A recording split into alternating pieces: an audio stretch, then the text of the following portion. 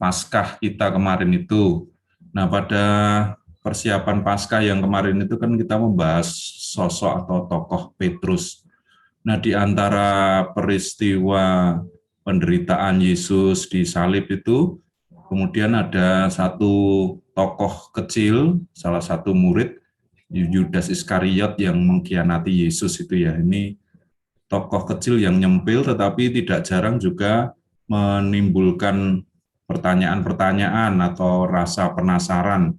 Misalnya ada yang bertanya apakah Yudas ini karena pengkhianatannya maka terjadilah peristiwa salib yang menyelamatkan atau menebus dosa manusia.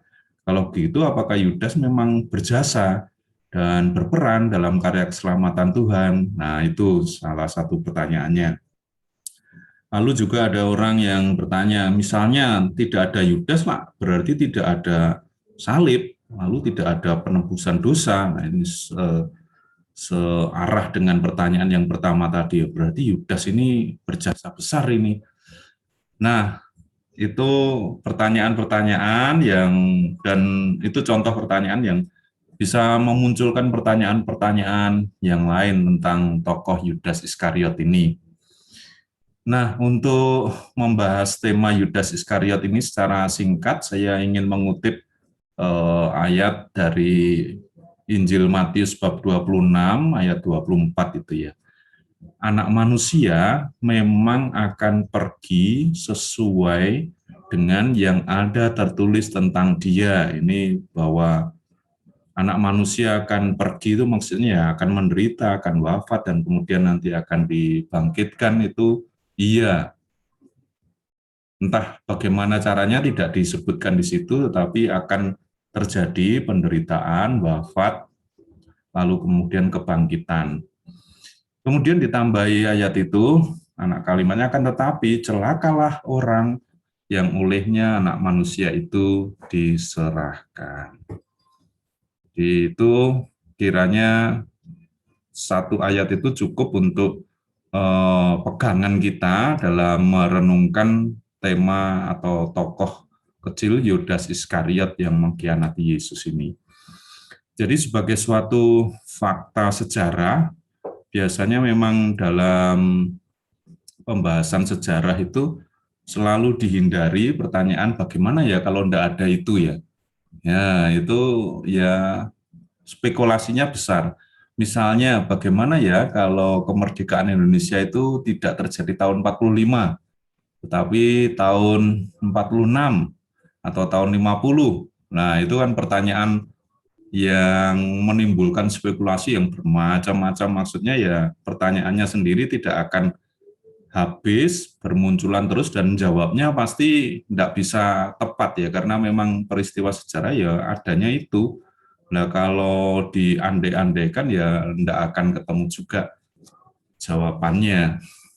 Nah, tentang Yudas Iskariot itu seperti itu juga, kita bisa mengatakan bahwa ya sudah faktanya memang itu. Kalau tidak ada Yudas ya mungkin orang lain yang nanti akan mengkhianati Yesus. Itu. Jadi ya sudah begitulah terjadinya. Selanjutnya, dalam peristiwa Yudas ini menurut saya ya yang perlu diperhatikan adalah justru peristiwa Yudas yang mengakhiri hidupnya. Kiranya ini adalah justru kesalahan Yudas yang terbesar. Mengakhiri hidup itu berarti menolak kasih dan pengampunan dari Allah. Nah, kalau pengkhianatannya itu kan Petrus itu kan juga mengkhianati Yesus ya, tidak mengakui bahwa Yesus adalah gurunya, itu kan juga terjadi pengkhianatan itu. Tapi kemudian Petrus menyesal, bertobat. Nah, lalu kemudian malahan Petrus ini dihormati sebagai pemimpin para rasul. Tetapi tidak demikian halnya dengan Yudas. Ketika Yudas melakukan kesalahan mengkhianati, dia kemudian malah memilih untuk mengakhiri hidupnya. Itu yang diceritakan di Injil ya.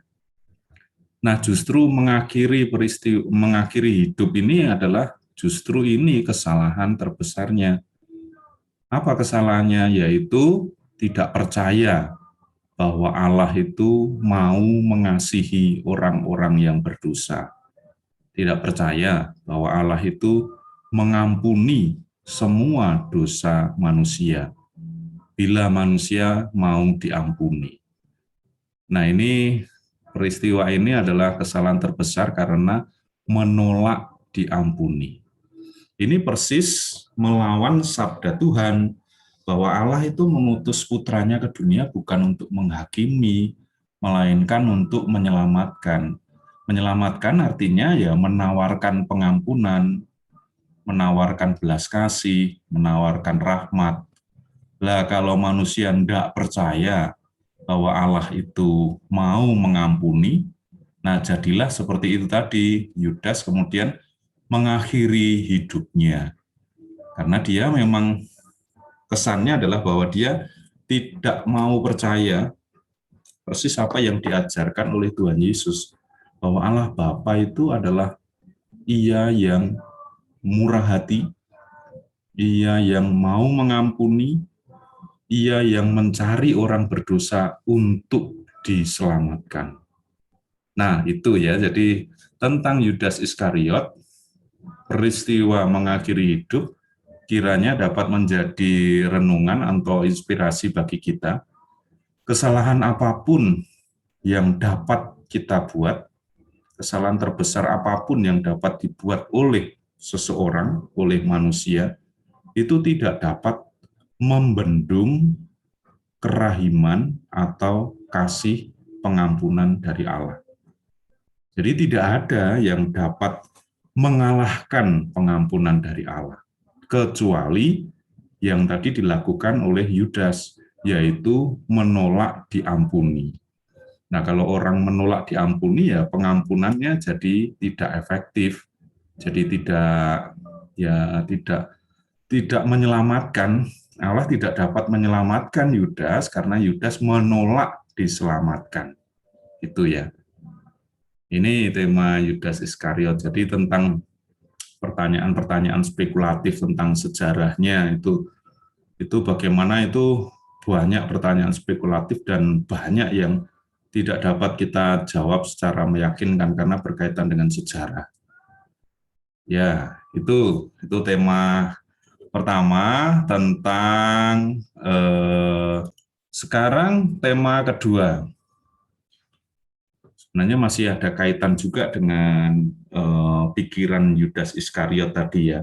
Ini tema kedua adalah menyongsong kedatangan Tuhan. Biasanya yang ditanyakan orang adalah kapan Tuhan datang untuk kedua kalinya. Maksudnya itu ya, tentang akhir dunia. Kapan ini dunia ini berakhir, kapan pengadilan terakhir itu terjadi, kapan Isa Al-Masih itu datang, kapan Tuhan Yesus datang dalam kemuliaannya. Selalu ada orang yang ingin tahu itu, tapi sebenarnya jawabannya jelas. Di dalam Injil juga sudah dikatakan jelas, tidak ada yang mengetahui kapan itu akan terjadi. Hanya Allah Bapa yang mengetahui saatnya. Jadi kalau orang bertanya atau kita sendiri dalam hati kadang-kadang muncul godaan untuk pengen mengetahui kapan ya terjadinya kiamat itu ya. Nah, itu hanya godaan saja. Jadi itu harus ditepiskan karena jawabannya sudah jelas, tidak ada yang tahu. Nah, dulu menjelang tahun 2000, menjelang milenium itu ya, milenium menyongsong masuk ke milenium ketiga, menjelang tahun 2000 juga ada orang-orang yang menubuatkan bahwa tahun 2000 inilah akhir atau inilah kiamat. Nah, ternyata kita sekarang sudah lewat 21 tahun yang lalu masih belum kiamat. Dan banyak dalam sejarah dunia juga ada banyak orang yang menubuatkan kiamat itu, tapi ya meleset semua. Nah, kita sendiri di dalam Injil sudah ada jawaban itu. Jawabannya tidak ada yang tahu kecuali Allah Bapa. Lalu kemudian berkenaan dan menyongsong kedatangan Tuhan ini, bagaimana itu akan terjadi? ajaran bukan Katolik itu mengatakan bahwa akan ada pengangkatan rahasia sebelum penderitaan akhir hanya untuk orang-orang beriman. Jadi ajaran ini bukan ajaran Katolik, tetapi ya kita mungkin dapat merasa ajaran ini dipercayai secara sekilas di beberapa bagian di lingkungan kita, orang-orang sekitar kita mungkin mempercayai ini, tetapi ini bukan ajaran Katolik. Menurut ajaran ini, ajaran yang bukan Katolik ini, nanti sebelum kiamat itu ada penderitaan yang sangat besar. Nah, sebelum penderitaan besar yang harus dialami oleh gereja itu, atau seluruh dunia juga, itu orang-orang beriman dalam tanda kutip ya, orang-orang yang percaya pada ajaran ini, itu diangkat, jadi diselamatkan oleh Tuhan. Jadi Tuhan Yesus itu sebelum datang dalam kemuliaannya, akan datang mengumpulkan orang-orang yang percaya tentang ajaran ini, lalu mengangkat orang ini ke surga dulu, sebelum penderitaan datang. Nah, beberapa tahun yang lalu ada yang sekte-sekte yang mirip dengan ajaran seperti ini. Jadi mereka berkumpul lalu merasa bahwa penderitaan besar akan datang, lalu mereka ini berkumpul di satu camp begitu ya, di suatu kompleks begitu, lalu kemudian mengakhiri hidupnya bersama-sama. Nah, ini mereka melakukan itu karena seperti ajaran ini, jadi orang-orang beriman ini akan dijemput oleh Tuhan Yesus terlebih dahulu secara rahasia. Lalu setelah mereka diamankan, dijauhkan dari dunia, dunia baru mengalami penderitaan yang besar. Nah, nanti makanya ini perlu saya sebut supaya kita juga ada kewaspadaan begitu ya, tentang soalnya nanti dalam perubahan yang cepat itu tidak jarang muncul godaan atau ya ini ajaran-ajaran seperti ini yang mau mengatakan kita tidak perlu menderita karena kita ini orang-orang yang beriman. Kita akan diamankan terlebih dulu oleh Tuhan Yesus yang datang secara rahasia. Baru setelah kita diamankan, diambil dari dunia ini, lalu dunia akan menderita besar. Nah, ini bukan ajaran kita, bukan ajaran Katolik. Sementara yang menjadi ajaran Katolik itu sejak zaman bapak-bapak gereja, jadi bapak-bapak gereja itu maksudnya adalah menunjuk masa di mana gereja masih muda. Awal gereja terbentuk, jadi abad-abad awal begitu ya, tahun 100, tahun 200, tahun 300, itu tokoh-tokoh yang menuliskan ajaran gereja, itu disebut bapak-bapak gereja. Jadi ajaran yang sudah sangat awal ada di dalam gereja kita itu ada beberapa hal ini tentang kedatangan Tuhan. Yang pertama, nanti menjelang kiamat itu memang ada suatu fase ketika gereja mengalami penderitaan besar. Itu ya, jadi penderitaan besar itu ya apa ya? Ya di apa namanya? Dikurbankan atau gereja mengalami kehancuran atau apa itu. Tetapi tidak persis bisa menunjuk penderitaan yang misalnya seperti yang sekarang ini gereja kan sedang mengalami penderitaan juga. Apakah ini sudah menjadi tanda akan datangnya kiamat? Kita tidak tahu. Apakah gereja kita dewasa ini itu menderita sudah sangat besar, sehingga ini termasuk dalam fase yang ditunjuk itu tadi, fase sebelum datangnya kiamat, tidak jelas. Tetapi memang sejak awal bapak-bapak gereja itu sudah mengajarkan itu, memiliki keyakinan bahwa nanti menjelang kiamat itu memang gereja umat beriman itu akan mengalami penderitaan besar.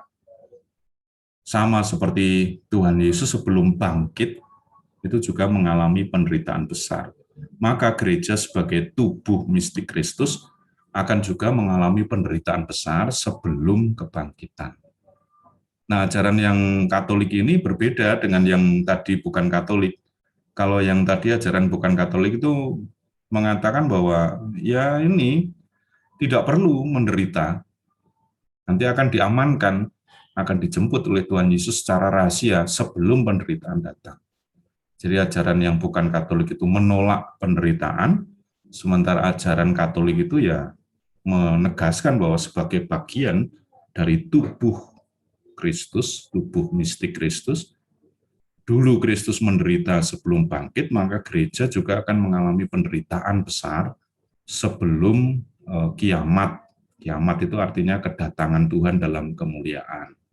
Itu yang pertama yang diajarkan oleh bapak-bapak gereja. Yang kedua, dalam kedatangan yang kedua nanti Tuhan tidak akan datang secara rahasia diam-diam begitu ya, tetapi datang secara publik, terang-terangan, dan kedatangannya itu diwarnai dengan kemuliaan, datang dengan dalam kemuliaan yang penuh.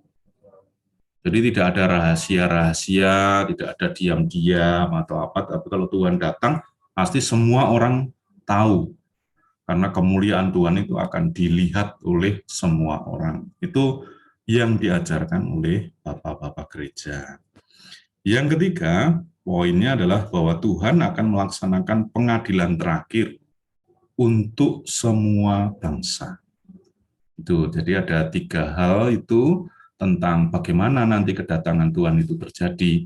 Tiga hal itu adalah pertama, gereja mengalami penderitaan, kemudian Tuhan akan datang dalam kemuliaannya, tidak ada orang yang tidak tahu, semua orang tahu bahwa Tuhan memang datang, lalu Tuhan yang datang dalam kemuliaan itu akan melaksanakan pengadilan terakhir untuk semua bangsa, lalu setelah itu selesai sejarah dunia ini. Nah, berkenaan dengan tema ini dan pengajaran seperti itu, apa yang perlu kita lakukan supaya kita bisa memilih sikap yang tepat untuk menyongsong kedatangan Tuhan itu? Saya sederhana memilih itu kata atau idiom, frase berjaga-jagalah. Artinya apa? Artinya ya kita mesti terus mengasah kepekaan dan kewaspadaan kita. Dalam hal apa? Dalam beberapa hal ini. Satu, tidak perlu galau atau penasaran tentang kapan, tentang saatnya Tuhan datang itu kapan sih? Tidak perlu. Jangan membiarkan diri kita dibingungkan oleh istilahnya kekepoan itu ya, kepo tentang kapan sih Tuhan datang, itu sudah jangan dituruti pertanyaan seperti itu, karena jawabannya sebenarnya sudah jelas, tidak ada yang tahu. Nah, kita hanya berjaga-jaga, kita hanya waspada saja. Waspada itu artinya apa? Terus menerus berbuat kasih kepada sesama, tentu sesuai dengan kapasitas kita, dengan kesempatan yang kita miliki, dengan kemampuan yang kita miliki. Kalau memang tidak dapat menolong orang yang berada di Siberia misalnya, ya enggak apa-apa, memang kita enggak punya kapasitas untuk menolong orang-orang yang jauh ada di sana. Kalau kita tidak dapat membantu mencari kapal selam yang tenggelam gitu misalnya, ya enggak apa-apa, karena memang kita enggak punya kapasitas untuk membantu itu. Walaupun itu adalah tindakan kasih, tetapi itu di luar kapasitas kita. Yang kita lakukan adalah ya terus-menerus saja sesuai kapasitas dan kemampuan kita untuk berbuat kasih kepada sesama, pada orang-orang yang kita jumpai, ya terus-menerus begitu saja. Nah, di dalam melakukan itu, dalam melakukan kasih untuk sesama secara terus-menerus itu, harapannya adalah kita semakin percaya, semakin mengalami bahwa kita ini dikasihi oleh Allah, bahwa kita ini diampuni oleh Allah. Jadi kalau ada satu kesempatan untuk berbuat kasih, itu berada dalam jangkauan kemampuan dan kapasitas kita. Kok pas itu kita abai, lalai, atau tidak melakukan kasih, kalau kita menyesali itu, ya kita akan diampuni oleh Allah. Itu. Jadi mengalami semakin kita ini, diri kita ini dikasihi oleh Allah di dalam tindakan untuk berbuat kasih kepada sesama.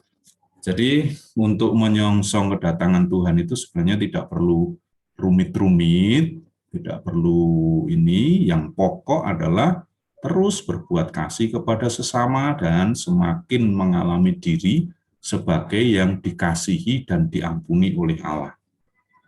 Nah, yang poin yang terakhir ini, mengalami diri dikasihi dan diampuni oleh Allah, inilah yang akan menghindarkan kita pada sikap yang dipilih oleh Yudas Iskariot.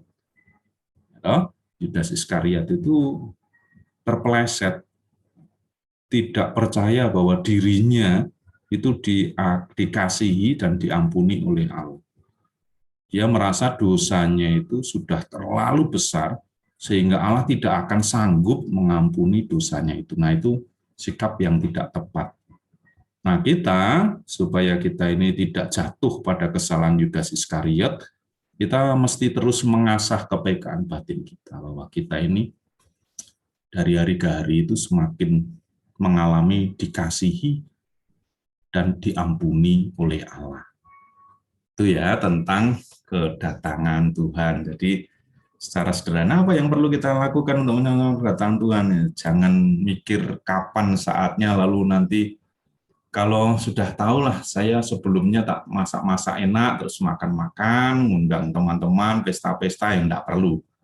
Enggak perlu, karena enggak bakal ada yang tahu kok tentang kapan saatnya datang. Yang perlu kita lakukan adalah waspada, berjaga-jaga, artinya adalah bahwa terus berbuat kasih dan terus membuka diri, semakin percaya bahwa Allah bersedia mengasihi dan mengampuni kita apapun kondisi kita.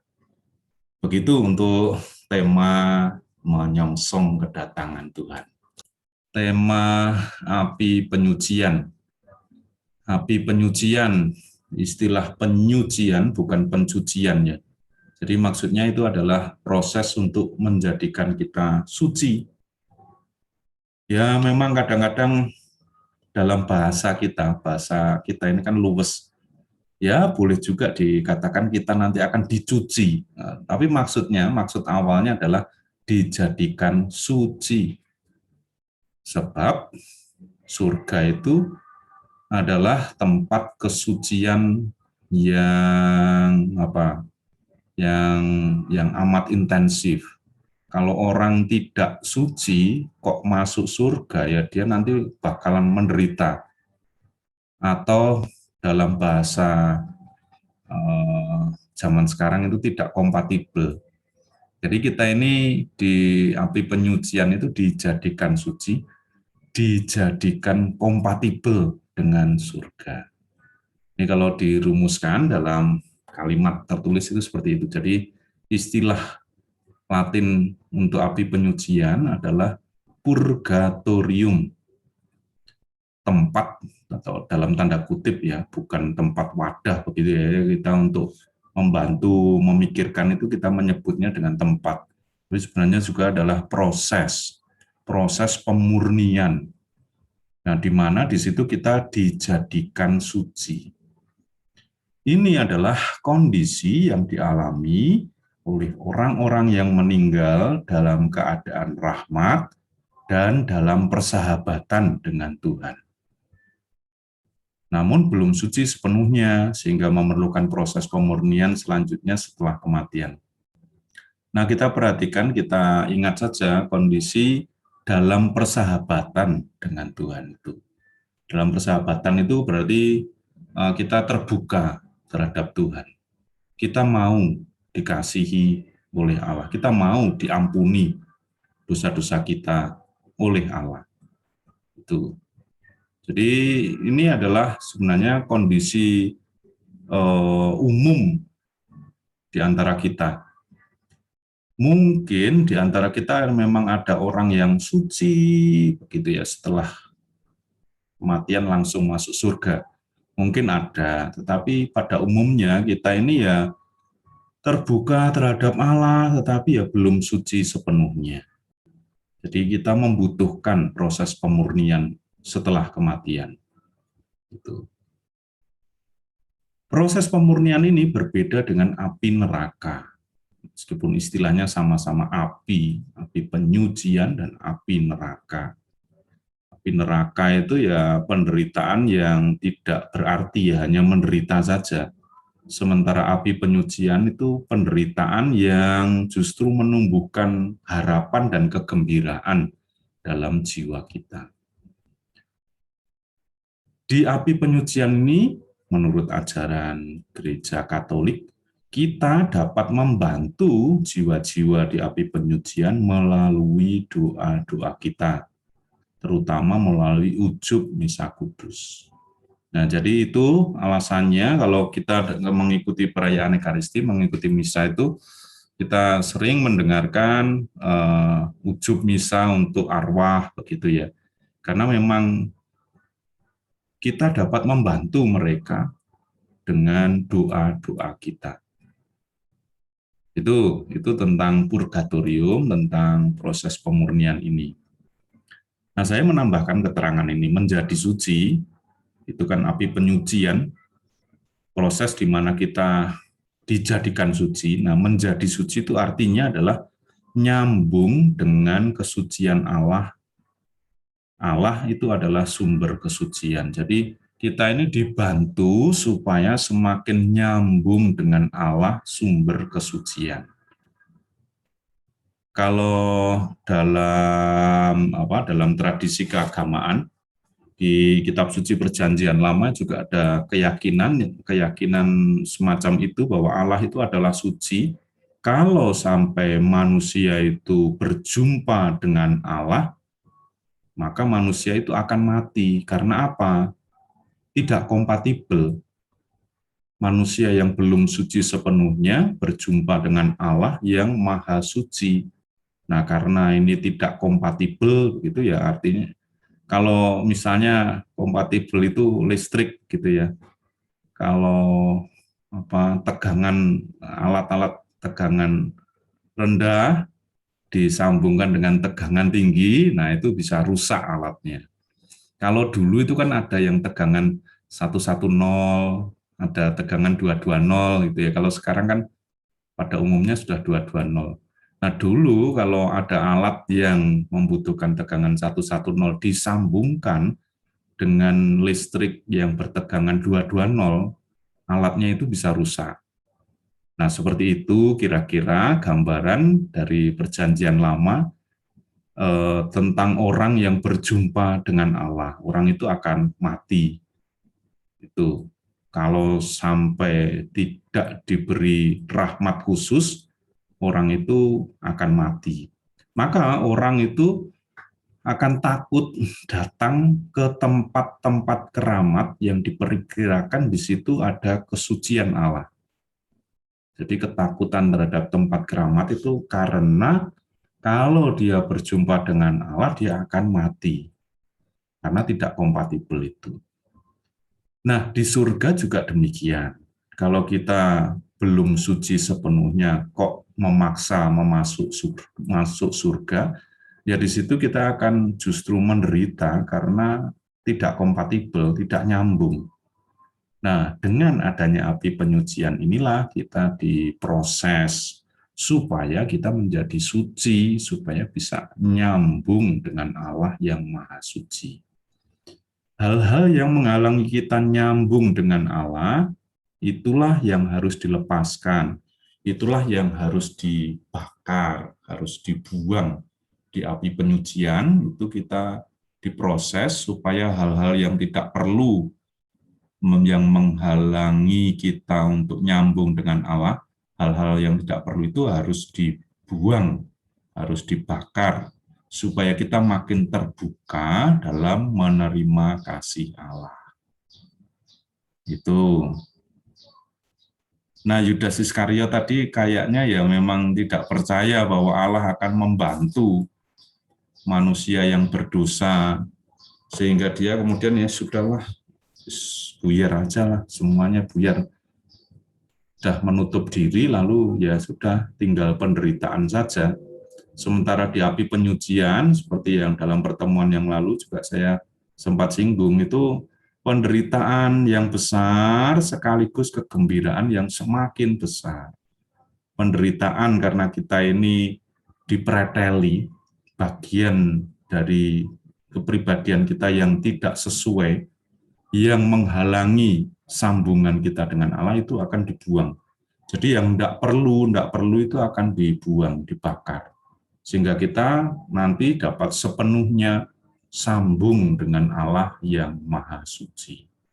Nah, proses membuang itu adalah penderitaan, tetapi harapan untuk nyambung itu adalah kegembiraan. Jadi di api penyucian ini memang ada penderitaan, tetapi kegembiraan kita menjadi semakin besar karena kita melihat semakin dekat dengan Allah, sumber kehidupan kita. Itu tentang api penyucian. Tema yang muncul di zaman medsos dari channel YouTube gitu ya. Joseph Paul Cheng ini mengatakan bahwa dia adalah nabi ke-26. Nah, tentu ada banyak hal yang lain yang aneh-aneh yang mengatakan hal-hal semacam itu. Nah, menurut saya kita pertama-tama harus menyadari bahwa kita ini sekarang ini hidup di zaman medsos. Artinya ada situasi informasi yang sembarang kalir, yang aneh-aneh, yang mungkin tidak relevan, mungkin malah sampah, mungkin malah ini, tetapi juga ada informasi tercampur baur, ada informasi yang benar-benar bermutu, membantu kita meningkatkan taraf hidup, dan seterusnya. Nah, itu campur baur. Jadi kayak banjir informasi gitu ya. Jadi ada apa ya namanya, badai informasi, ada air bah informasi, pokoknya biuk begitu, ada banyak sekali informasi. Nah, kita mesti menerima ini bahwa ya sudah, realitas hidup kita ini sekarang berada dalam zaman informasi yang sangat banyak. Begitu kita melek begitu saja, kalau kita membuka handphone, membuka medsos, ada macam-macam informasi yang mungkin sama sekali tidak relevan, tetapi juga mungkin itu memberi inspirasi dalam hidup kita. Kalaupun kita menutup diri kita dari medsos, kita ketemu orang lain. Nah, orang lain itu yang nanti menyampaikan informasi dari medsos itu. Jadi ya sudah, ini memang realitasnya adalah kita sekarang hidup di zaman serba banjir informasi. Nah, kita mesti bertanya bagaimana mempertahankan hidup yang bermutu, bagaimana mengambil sikap yang tepat dalam situasi yang banjir informasi ini. Kemudian poin yang kedua, dalam kondisi ini tidak jarang muncul orang-orang yang berbicara sesuatu yang menggugat iman kita. Ya, ada banyak yang ini kan, Joseph Paul Cheng ini kan dituduh atau dianggap menghina, menistakan agama. Nah, kita kan mungkin juga sudah merasa, yus, kalau agama kita kan sudah ribuan kali dinistakan, ya enggak ada kehebohan seperti ini. Nah, tetapi di lain pihak kita juga mesti mengambil sikap yang tepat. Kalau ada yang informasi atau orang-orang yang berbicara sesuatu yang seolah-olah menggugat iman kita, sebenarnya adalah pertanyaannya bagaimana kita mempertanggungjawabkan iman kita. Jadi tentang Joseph Paul Cheng yang mengaku Nabi ke-26 ini tidak saya jelaskan secara langsung tentang Paul Cheng ini, tetapi saya letakkan dalam situasi bahwa ini nanti akan ada muncul banyak Paul Cheng yang lain dengan versinya masing-masing karena memang ini zaman medsos. Dan di antara hal-hal banjir informasi itu tidak jarang ada yang menggugat iman kita. Bagaimana kita mempertanggungjawabkan iman kita?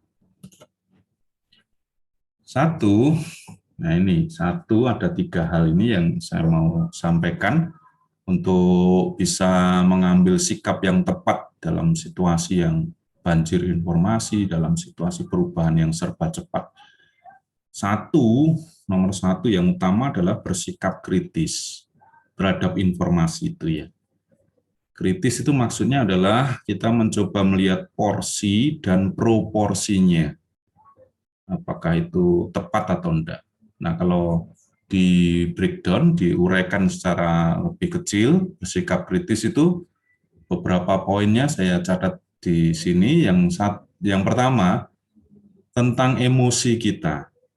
Jadi informasi kita itu sebelum kita rasionalkan, kita pikir itu biasanya menyentuh emosi kita. Nah, kita mesti pertama-tama melatih diri kita untuk semakin peka terhadap emosi kita yang dipancing oleh informasi, oleh banjir informasi itu. Karena emosi kita itu nanti akan menentukan, mempengaruhi pilihan sikap kita selanjutnya. Kalau kita larut dalam emosi negatif, lalu kemungkinan besar kita akan mengambil sikap yang tidak tepat. Nah, kita perlu menyadari emosi itu apakah dari perkataan orang atau dari informasi di dalam media sosial itu, apakah kita menjadi bingung, menjadi takut, atau marah, atau ingin membalas, atau merasa terhibur, merasa mendapat informasi dan peluang yang amat bagus, dan seterusnya. Karena kadang-kadang di dalam medsos itu selain emosi negatif yang dipancing, juga kadang-kadang ada emosi yang terlalu optimis. Terlalu optimis. Maka tidak jarang atau malah banyak orang yang tertipu.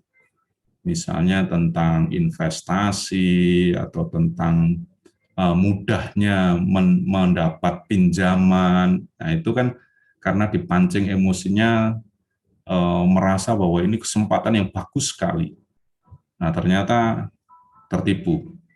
Nah, itu kita mesti pertama-tama menyadari emosi kita supaya sikap kita tidak tercampur oleh emosi itu. Lalu setelah menyadari informasi itu, yang kedua adalah kita perlu mencermati informasi tersebut. Persisnya orang itu ngomong apa, yang diomongkan itu benar-benar fakta atau hanya opini. Opini itu maksudnya ya menurut dia lah, subjektif, pendapatnya sendiri lah. Boleh bertabrakan dengan apa-apa. Nah, kita perlu melihat itu dia ini ngomong beneran atau ya wis ngomong sak karep-karepnya sendiri.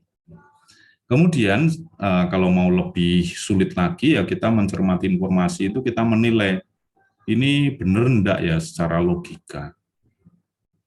Ini baik enggak ya untuk dalam hubungan dengan sesama, dengan orang lain, apakah menjunjung nilai hormat terhadap orang lain atau tidak.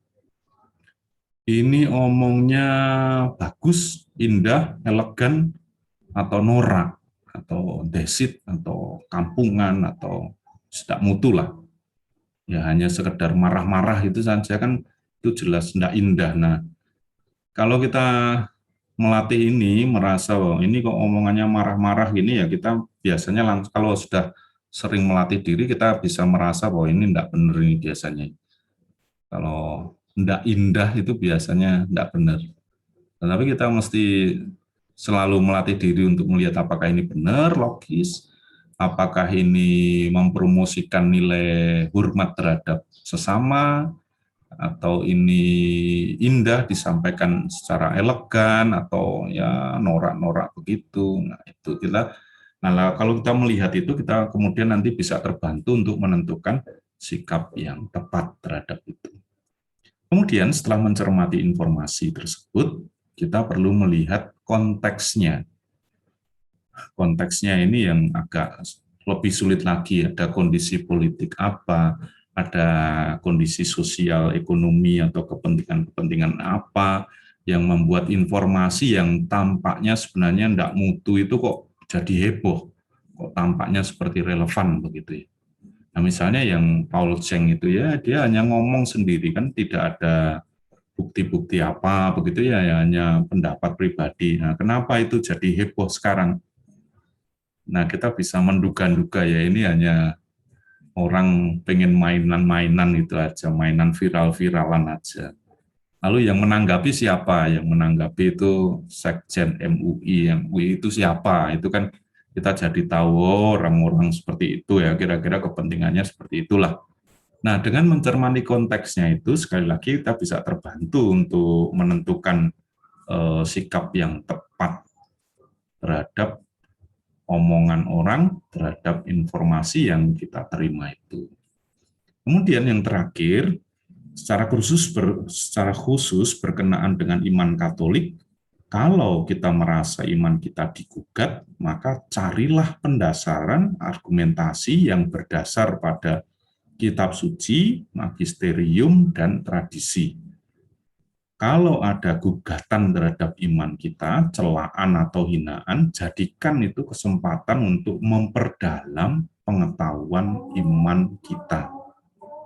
Jadi jangan marah karena merasa dihina, tetapi jadikan itu kesempatan. Iya ya, dia ngomong gitu, itu sebenarnya kita ini ajaran iman Katolik kita ini ngomong apa sebenarnya, itu kita dipaksa untuk belajar, untuk memperdalam pengetahuan iman kita. Nah, saya juga sering begitu. Jadi kalau merasa ada sesuatu yang aneh gitu ya, ya ini, oh iya saya enggak seberapa paham itulah. Maka saya mencari informasi, memperdalam pengetahuan tentang hal yang disebutkan itu, menjadikan yang seperti hinaan itu, menjadikan itu sebagai kesempatan untuk belajar, untuk memperdalam pengetahuan iman. Nah, itu bersikap kritis itu artinya seperti itu ya. Jadi sadar emosi, kemudian melihat porsinya, mencermati informasinya itu, melihat proporsi atau konteksnya, lalu berkenaan dengan iman kita, ya ini jadikan kesempatan untuk belajar, untuk bertanya, untuk memperdalam pengetahuan iman Katolik. Kemudian yang mudah itu sikap Gamaliel itu ya, ketika teman-temannya para pemuka Yahudi itu mau mengadili para pengikut Kristus, Gamaliel ini hanya santai saja ya, enggak usah diadili lah, enggak usah dihukum. Ya kalau itu memang dari Allah, kita akan menghukum itu ya. Kalau dari Allah ya tetap akan jalan, akan berkembang. Tapi kalau bukan dari Allah, ya kita biarkan aja akan mati, enggak perlu takut, enggak perlu panik. Itu sikap Gamaliel. Jadi kita terbuka, kalau dari Allah itu pasti akan bertahan, tidak mungkin akan kita hentikan. Tetapi kalau itu hanya dari manusia yang tidak perlu kita hukum, tidak perlu kita bendung, ya nanti akan hilang, akan lenyap. Apalagi ini zaman viral-viralan ya, kalau itu beneran ya nanti akan bertahan terus, tetapi kalau hanya cari sensasi saja ya nanti minggu depan atau bulan depan mungkin ya sudah hilang. Tidak usah panik, itu sikap Gamaliel. Kemudian yang perlu diingatkan juga dalam situasi semacam ini, ajaran pokok iman Katolik itu adalah bahwa Allah adalah kasih. Allah bukan mengutus muridnya untuk mengobarkan pembalasan dendam, tapi bahwa Allah mau mengampuni orang yang berdosa sebesar apapun dosanya. Allah menawarkan kesempatan kepada manusia. Nah, manusianya sendiri atau kitanya sendiri yang mau membuka diri, bekerja sama dengan kasih Allah itu atau tidak. Nah, ini ajaran pokok iman Katolik itu, bahwa Allah adalah kasih. Nah, ini yang harus kita pegang betul dalam situasi banjir informasi ini. Banjir informasi ini jangan sampai kita terhanyut oleh banjir itu sehingga kemudian merasa perlu membalas dendam karena Allah pasti akan marah, karena saya aja merasa bahwa dosa saya belum diampuni oleh Allah, maka orang lain yang berdosa juga harus dihukum, dan seterusnya. Nah, ajaran pokok kita adalah Allah itu kasih. Itu ya, jadi eh, ini beberapa hal yang bisa kita gunakan untuk memulai perbincangan atau pertemuan kita siang hari.